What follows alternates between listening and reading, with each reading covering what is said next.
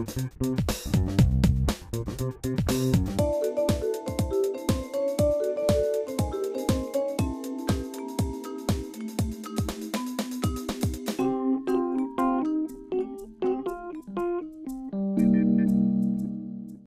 Monsieur le maire, d'avoir vraiment fait en sorte que cette convention soit mise en place et que nous puissions passer maintenant au concret de nos objectifs.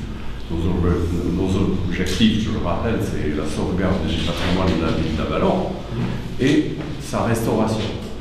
Dans un lieu symbolique ici, puisque c'est l'ancienne salle des échevins, où se réunissaient vos prédécesseurs jusqu'à la fin du XVIIIe siècle.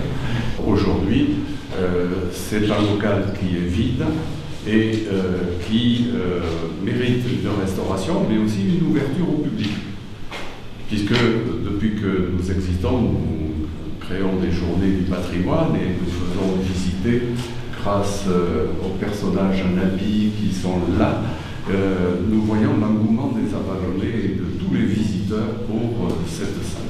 Effectivement, le patrimoine est riche dans notre commune, patrimoine historique, patrimoine naturel aussi, mais patrimoine historique est riche. Il mérite effectivement d'être sauvegardé, restauré, mais aussi animé et mis en valeur aux yeux des visiteurs, bien sûr, mais aussi aux yeux des Avallonnais eux-mêmes. Les Avallonnaises et les Avallonnais doivent mieux connaître, mieux apprécier leur patrimoine, en être les ambassadeurs, et pour cela, eh bien, il faut que ce patrimoine puisse être ouvert, animé, pour que chacun puisse en profiter un petit peu. Donc moi, je voudrais remercier l'association d'avoir bien voulu se mobiliser pour être en quelque sorte un porteur de projet pour le compte de la commune, propriétaire du bâtiment, à l'occasion de cette convention. En fait, cette convention, elle concrétise le fait qu'on peut nouer des partenariats originaux avec le monde associatif.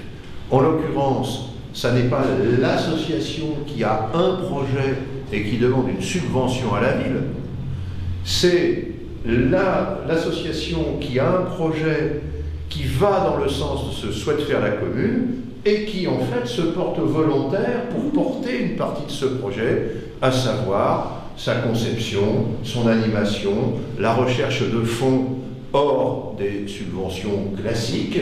Et de ce point de vue-là, cette convention concrétise un projet commun. C'est la première du genre, elle est symbolique parce qu'effectivement, cette pièce est un symbole de la vie de la collectivité au plan historique.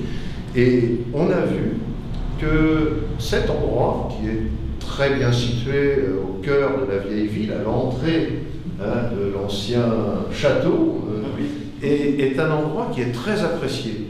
Les gens ont l'impression que cette tour cache quelque chose. Et quand on l'ouvre, ils sont curieux d'y découvrir ce qu'elle cache.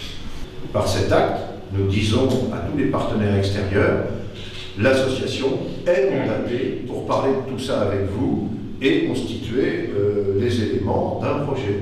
Ensuite, au moment de la phase financière, eh bien, chacun regardera ce qu'il peut apporter.